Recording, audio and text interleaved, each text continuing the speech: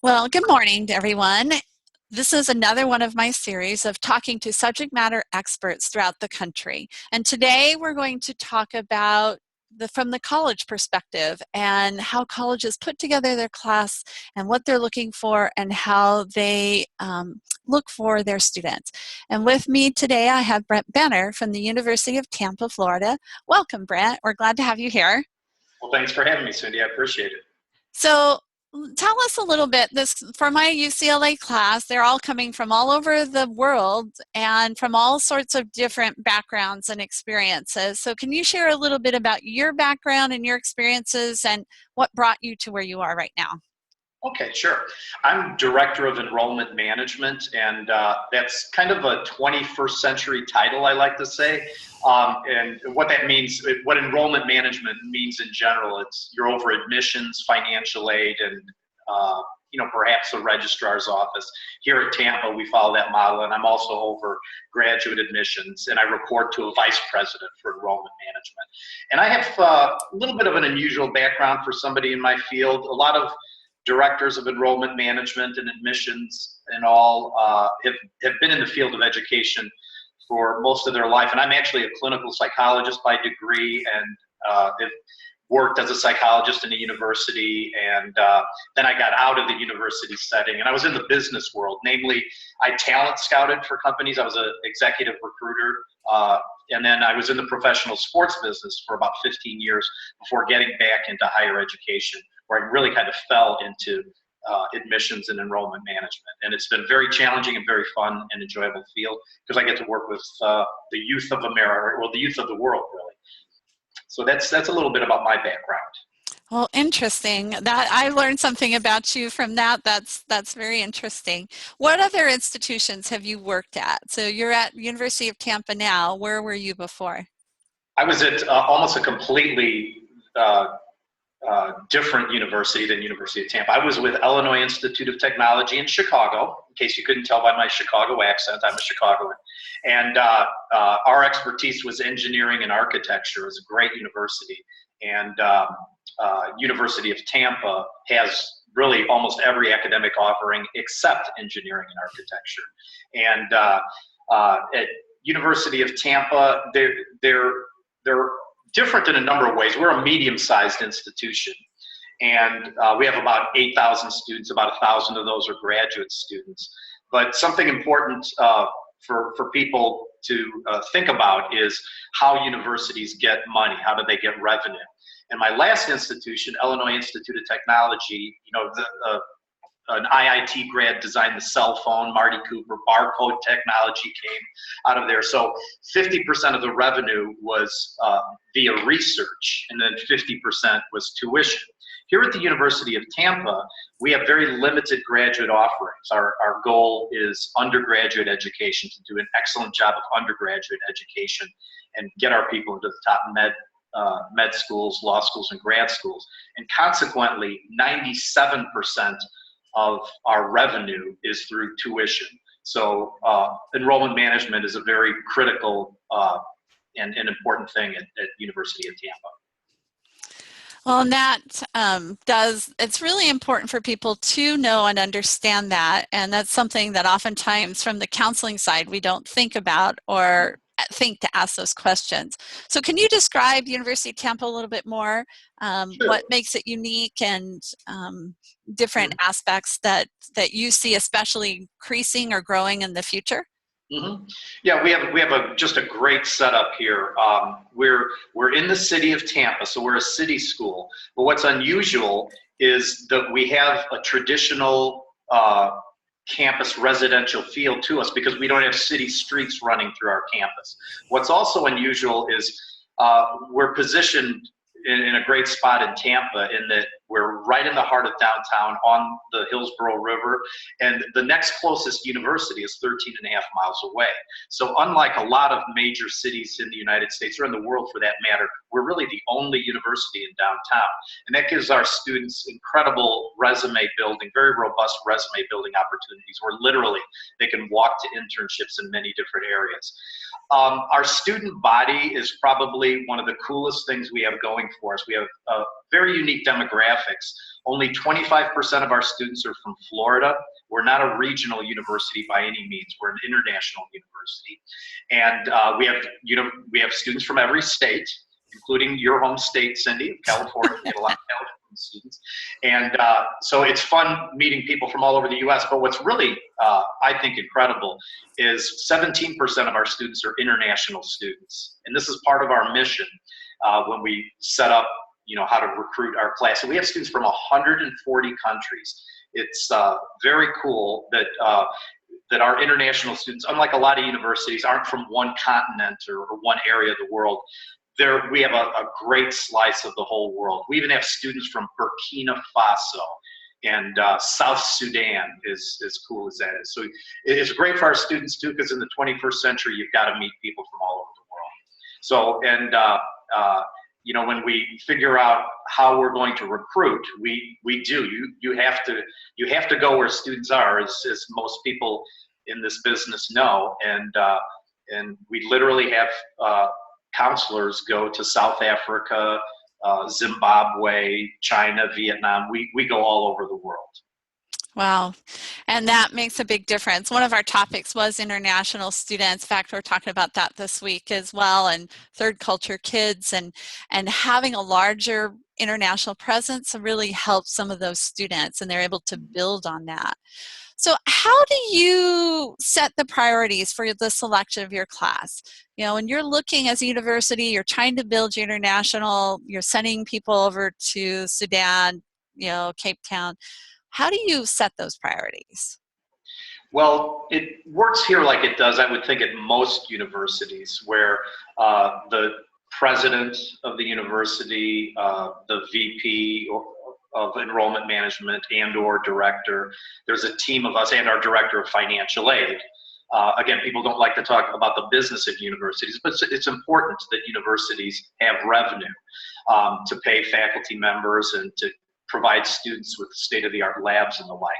And so we usually meet, and like most universities, somewhere in the summer, and then you figure out priorities of where you're going to go. And you generally have three things you're looking at. You have a specific number of students that you're looking at, and you have you always want to enhance your academic profile. The goal is never to get students that don't have a strong academic profile. You always want it to be stronger than the year prior, as measured typically by grade point average, ACT, SAT, depending on the university.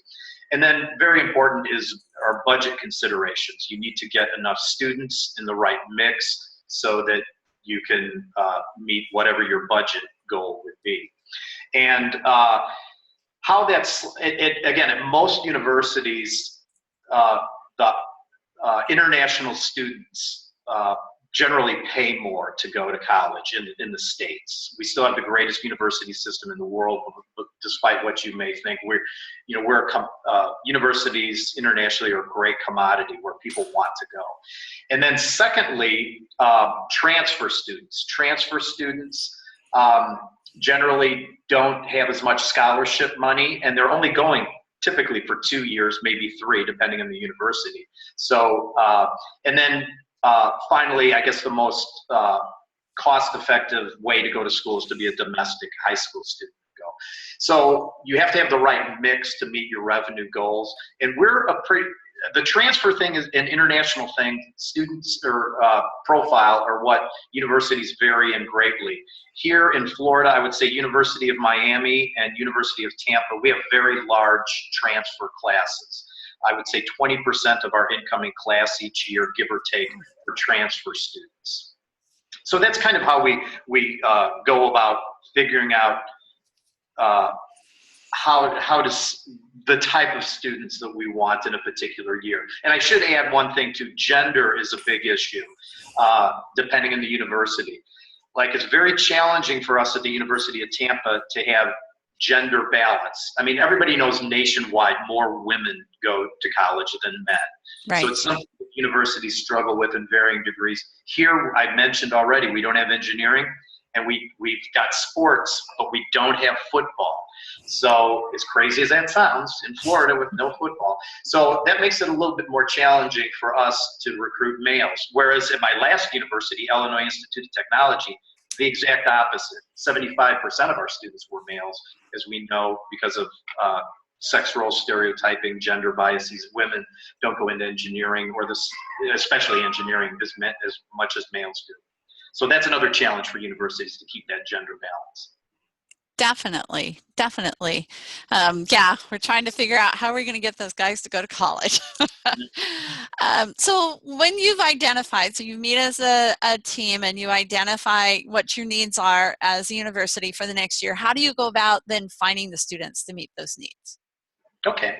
I would say that, again, most universities, and I'm oversimplifying this to some extent, but there's really only 3 ways you get students. Number one is you buy student names, and it's pretty limited the way you can do that. You can buy ACT names, you can buy SAT names, you can buy them under certain scores. There are 2 other major places where you can get names. One's called NRCCUA. It's the let me see if I can remember, the National Research Center for College and University Admissions. And they're a very large research clearinghouse that has incredible information on students.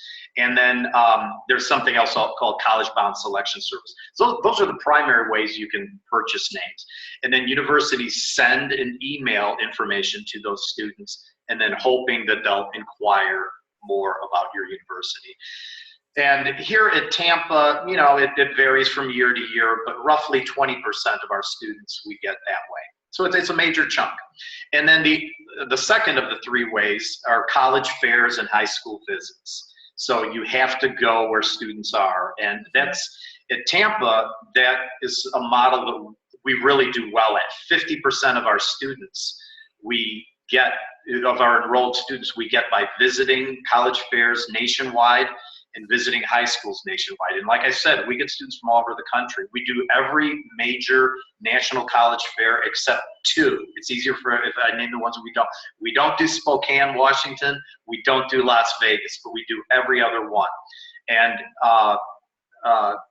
again, universities vary in terms of their mission by where they'll go. But if you don't go there, you're probably not going to get students from there. And then the third way, and the way that drives a lot of people mad in my business, is by the website, where students just go on their own to your website. That's why university websites are incredibly important. And also it's a sign for the student as to not always, but I'd say it's correlated highly with the kind of technology you're going to be exposed to and your technology experience as a student on that campus. So universities with poor websites probably don't have the greatest technology. Again, you can't say it in all cases, but universities with good websites usually can. And that's a constant battle. You always have to try to keep up with videos, pictures. Many of our students who enroll at Tampa, with our international population, never visit. So they have to look and see things and see what students are up to in your websites. So those are the main ways we do. And I should add one other thing too. When it comes to buying student names, remember, college, your universities, we're in the business of, this is a social science, and there's only one scientific tool rather in social science, and that is math. And we use math. If people knew how much directors of enrollment management VPs use math, they wouldn't believe it. We use predictive modeling. So we have a very good predictive model in terms of, we know what kind of students not only enroll at the University of Tampa, but what kind of students graduate from the University of Tampa and retain here. We constantly update our model every couple years. We use a lot of math in our business to predict human behavior.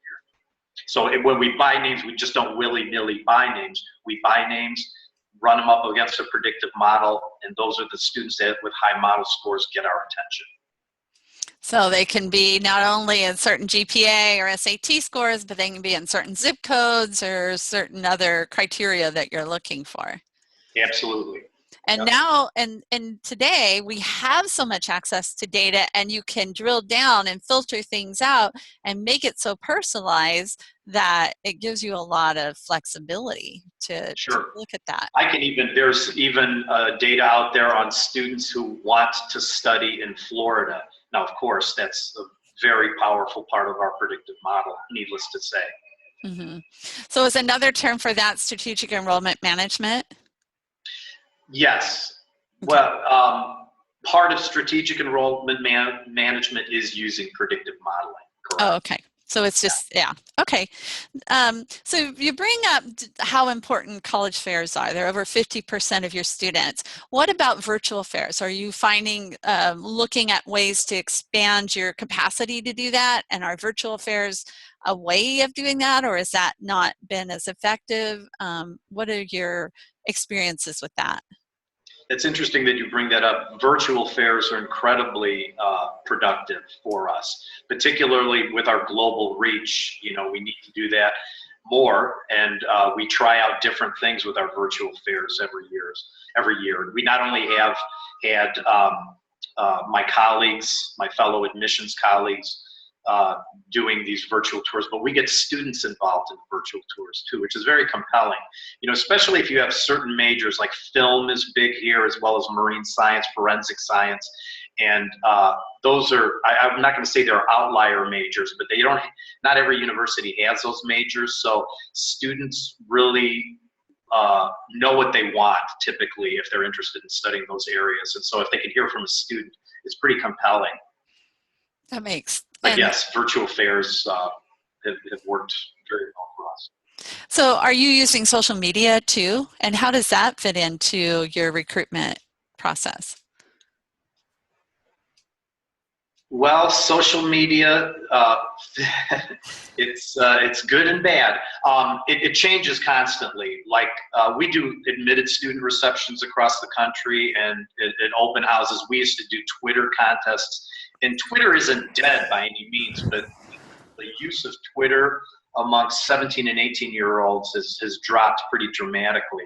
And in fact, we have an open house on Valentine's Day, and for the first time, we've dropped our Twitter contest, and we're trying an Instagram contest. It's a little difficult to use. I'm sorry, Snapchat.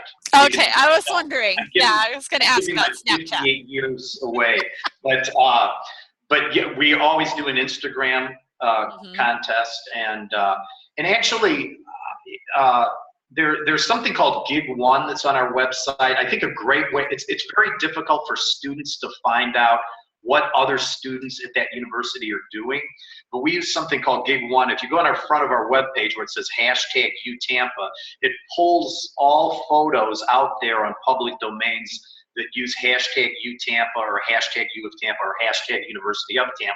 So you can not only see what our students are doing, you can see the research they're doing, where they're traveling, what they're doing after they graduate. You can see a lot of different things and get a feel for the student body. And a lot of universities have those. So so that's how we use social media, as well as most universities have admitted student website or admitted student sites. So once you're admitted, it's kind of like a Facebook within a Facebook. It's a secure Facebook where you can be assured that you're only speaking with other students who have been admitted. We use an app instead of like this Facebook within a Facebook. And again, it lets students converse with each other, and really, you know, you can create a profile, and it's very valuable to students because they can really set up some contacts and some friends prior to arriving on campus, so they really have a nice to-do list of people to meet once they do hit campus in late August, as well as many of them find roommates via these sites, or find people to avoid as roommates via these sites. But when you mention social media, just another quick interesting thing is, I don't think a lot of universities, because of the volume, go out there and look at students on social media, but I do know that coaches do. And so students who are interested in being a college student athlete should be very careful with their privacy settings, and as well as with what they post, because I have seen coaches, not only here at University of Tampa, but at other universities, not make offers to students because of what of bad behavior on social media. And less so lately, but one year I had to rescind admission to about 6 students. Most universities now in their catalog have statements regarding illegal or threatening behavior in particular on social media sites. And I have seen students at many universities not only have their admission rescinded, but it's possible to be dismissed from the university. So social media has its positive sides and negative sides in the college admission and enrollment process. I'm so glad you mentioned that, because that is definitely something we as counselors are trying to communicate to students, that what they do on social media does matter and that it can have an impact. So hearing from you as a higher education institution, that really has an impact. So one more question. Go ahead. I just wanted to add one thing, that it's again, nothing that I find, but other people will bring it to my attention, other students or staff members. So that's how it usually gets people in trouble, when it's brought to the director of admission or VP's attention.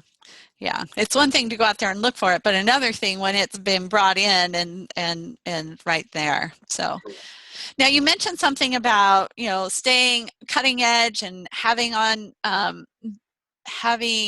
up-to-date websites and things like that. So I'm wondering about video applications. We know there are some new formats I see on some college websites. Oh, we'll take a video application. Have you seen people wanting to do that? Is that something that would be consideration for the future? What are your thoughts on that?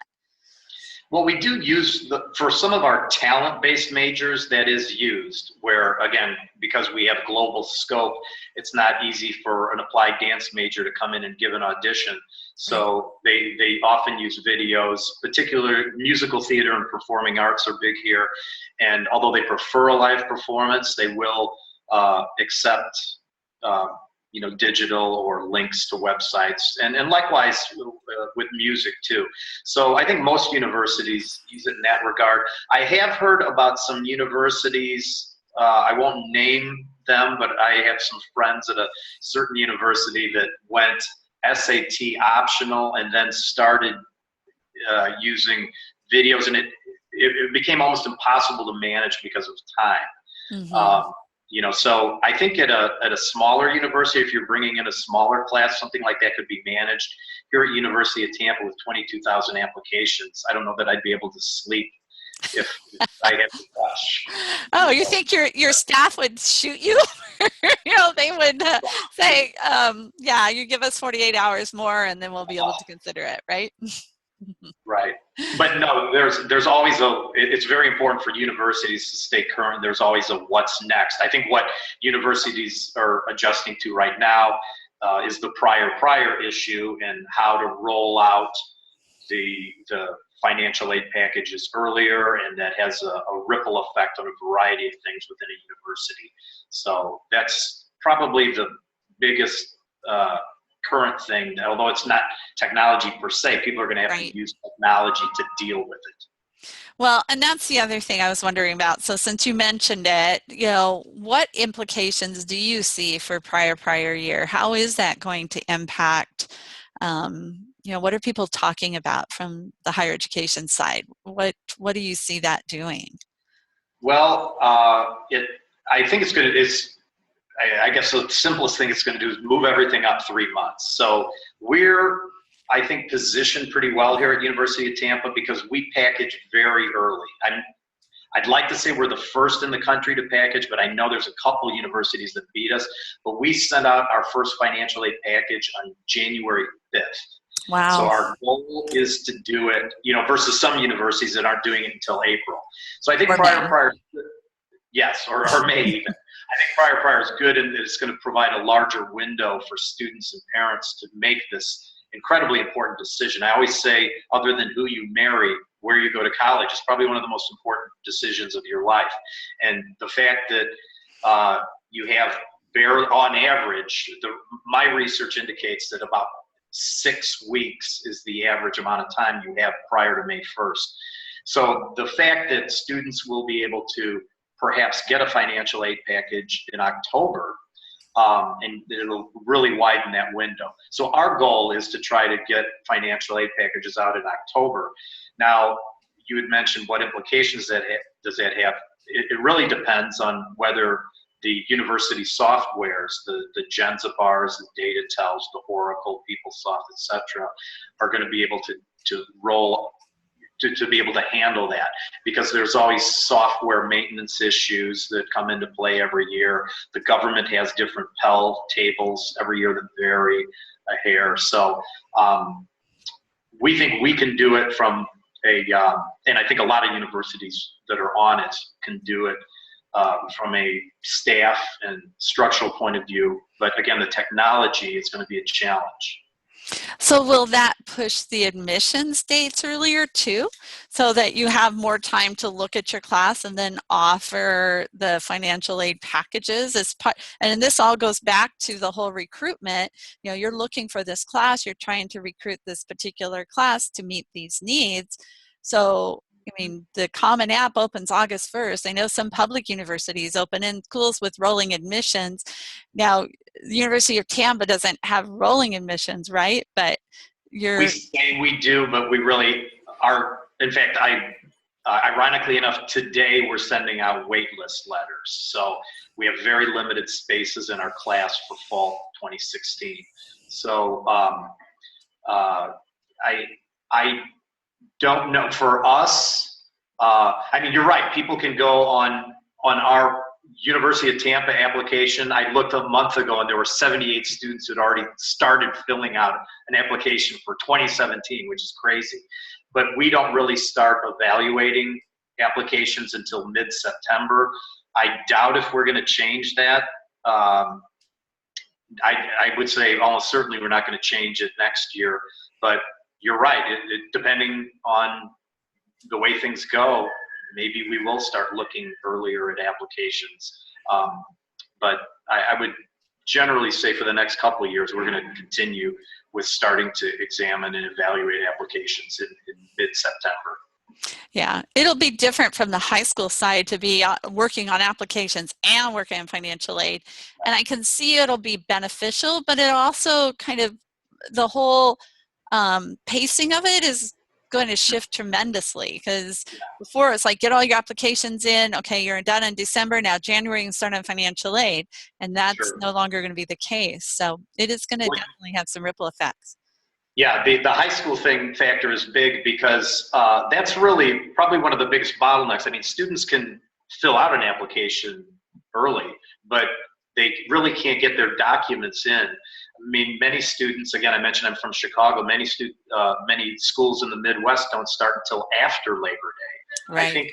I think that's true in Massachusetts too. They don't even start until after Labor Day. So, you know, you're not going to get transcripts in, so you can say you're going to evaluate applications, but there may not be any complete applications to evaluate. Right. So, Brent, if anybody has any questions or they want to reach you, how can they reach you? Sure, they can reach me. My email address is probably best. It's first initial, last name, bbenner@ut.edu. Again, that's BENNER@ut.edu. And that's probably the best way. And anybody in your class can certainly feel free to email me if they have any follow-up questions. Great. Oh, thank you very much. And I'll post this on the link with for the class too, so that they'll have that. So thank you very much. This has been very informative. You've given everybody a lot to think about. So thank you. Well, thanks for asking me. I appreciate it, Cindy.